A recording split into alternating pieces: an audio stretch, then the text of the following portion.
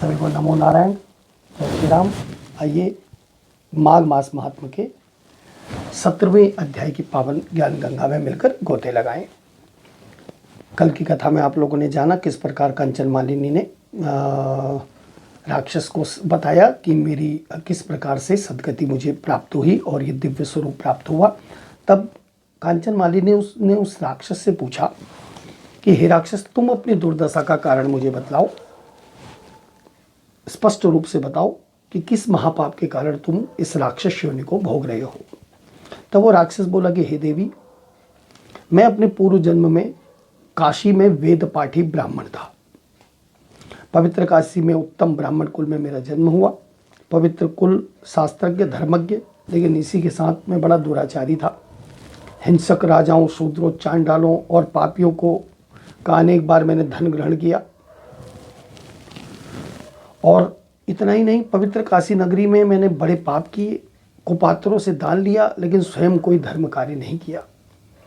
ब्राह्मण जो कहते हैं कि दान का अधिकारी है, जो अगर पूरी पृथ्वी का दान भी ले ले तो उसको प्रतिग्रह का दोष नहीं लगता। लेकिन जितना ब्राह्मण दान ले उतना ही ब्राह्मण को भी अधिक से अधिक दान पुण्य करते रहना चाहिए। दान पुण्य केवल औरों के लिए नहीं है। दान पुण्य जो समर्थवान ब्राह्मण है, जो पर्याप्त अपने से अधिक जो दान प्राप्त करते हैं, उनको अवश्य ही दान करते रहना चाहिए। इस कारण मृत्यु के बाद मुझे घोर नरक मिला, क्योंकि मैंने कोई दान पुण्य तो किया ही नहीं। पवित्र धाम काशी में पापी जीवन बिताया, इसलिए मुझे अनेक मुझे नरकों में यातनाएं भोगनी पड़ी। हे देवी, पूर्व जन्मों का हाल बताते हुए राक्षस कहने लगा कि हे देवी, नरकों के भीषण दुखों के पश्चात 2 बार मुझे गिद्ध का योनि मिली, 3 बार व्याघ्र की, जैसे हमारे शास्त्रों में हमारे धार्मिक ग्रंथों में बताया गया है कि पुनर्जन्म जो पाप योनि को भोगते हैं उनका फिर जो है उनको अनेक ऐसे जन्मों में जाना पड़ता है और उनको फिर भोगने पड़ते हैं कर्मों के। 2 बार गिद्ध, 3 बार व्याघ्र, 2 बार सर्प, 1 बार उलूक तथा 9वीं बार में फिर मैं शुकर की योनि में मेरा जन्म हुआ। अब 10वीं बार में फिर मुझे ये राक्षस की योनि प्राप्त हुई है। इस योनि में भी मुझे सहस्त्रों वर्ष बीत चुके हैं, मेरा उद्धार नहीं हो रहा है। वर्तमान में निवास क्षेत्र में असंख्य निर्दोष जीवों की हत्या करके 3 योजन के विस्तार तक का मैंने सारा जीवन हरण कर लिया है। इस 3 योजन तक मेरे आसपास कोई नहीं है जो बचा हो, सबको मैंने मार डाला है। निरपराध जीवों की मैंने हत्या की है। पापों से घोर दुखी और अशांत हूँ। हे देवी, तुम्हारे दर्शन मात्र होने से और इस एक बूंद इस जल का जो है मेरे शरीर पर स्पर्श होने से मुझे बड़ी शांति मिली है। अब कृपा करके मेरे कष्ट के निवारण का उपाय बताओ।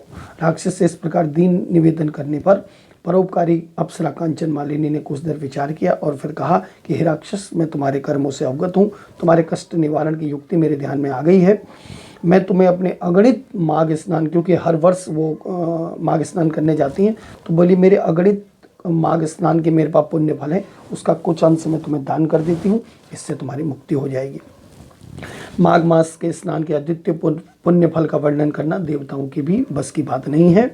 हे राक्षस, मुझे इस पुण्य फल का स्वयं अनुभव है, इसलिए अपने तत्काल में तुम्हें अपने माघ स्नान का फल देती हूँ। इस बार कांचन मालिनी ने अपने वस्त्र को निचोड़ा, उसमें से हाथ में जल लिया और संकल्प किया और अपने माघ स्नान का फल उस राक्षस को दान कर दिया। जैसे ही कांचन मालिनी ने उस दान का संकल्प किया, चमत्कारी प्रभाव से राक्षस योनि से मुक्त हो गया और देवताओं जैसे स्वरूप को प्राप्त हो गया। उसी समय देव योनि से प्राप्त कर चुके राक्षस को स्वर्गलोक ले जाने के लिए दिव्य विमान भी आ गया। प्रस्थान करते हुए पूर्ण नतमस्तक होकर कांचन मालिनी से वो राक्षस बोला कि हे माता, अपने पाप और दुखों से आपने मुझे मुक्त कर दिया। मेरे पाप और दुखों से अब ऐसे शुभ कार्य कर्मों का वर्णन अपनी पवित्र वाणी द्वारा मैं सुनना चाहता हूँ। आप मुझे बताइए, जिसके करने से सदैव नरक योनि से मुक्ति मिलती है। दिव्य शरीरधारी राक्षस द्वारा निवेदन करने पर कांचन मालिनी ने उपदेश देते हुए उस राक्षस जो अब दिव्य स्वरूप को प्राप्त हो गया था, उससे कहने लगे, हे सौम्य, सपने में भी हिंसा नहीं करनी चाहिए। मैंने पुराने अध्यायों में भी आपको बताया था, अहिंसा परमो धर्म, हिंसा ना करो और धर्म को जानो। पहले धर्म क्या है? धर्म के 4 अंग हैं। तो उस धर्मों के चारों अंगों को आप निभाइए, उनको पूर्ण करिए, तो आप धार्मिक भी हो जाएंगे। काम को बस में करना चाहिए, कभी किसी पर स्त्री का गमन ना करें और सदैव ही भागवत भजन धर्म कार्यों में लीन रहना चाहिए। परिच्छिद्रान वेशुल तथा परनिंदा से मुक्त रहना चाहिए। तो सदैव सत्य भाषण करना चाहिए। तुम्हारे स्नेह श्रद्धा से वशीभूत होकर मैंने जो तुम्हें जो धर्मोपदेश दिया है सदैव ध्यान में रखकर मनसा वाचा कर्मणा धर्मलीन बने रहना, भागवत भजन करते रहना, और इसी में तुम्हारा कल्याण है। कांचन मालिनी का उपदेश सुनकर बहुत दिव्य कायाधारी राक्षस बोला, हे भद्रे, तुम्हारा कल्याण हो और आप सुखी हो, प्रसन्न हो। सूर्य चंद्र जब तक स्थित हैं तब तक कैलाश पर्वत और आप महादेवी पार्वती तथा भगवान श्री शंकर जी की सेवाएं प्राप्त करती रहें, कृपाएं प्राप्त करती रहें और उनकी सेवाएं करती रहें।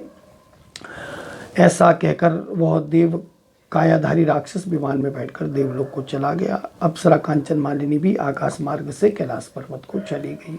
हे राजन, जो श्रद्धालु इस अध्याय को भक्तिपूर्वक इसका पाठ करते हैं अथवा श्रवण करते हैं अथवा सुनाते हैं और वे सभी पापों तापों से मुक्त होकर सद्गति को प्राप्त करते हैं, उनको सपने में भी कोई दुख बाधा नहीं सताती। प्रेत बाधा से मुक्त होकर वो जीवन में धर्मलीन बने रहते हैं और सदैव पुण्यों को सुखों को प्राप्त करते हैं। इस श्री पद्म पुराणे यहाँ पर माघ मास महात्म का ये 17वां अध्याय पूरा हुआ।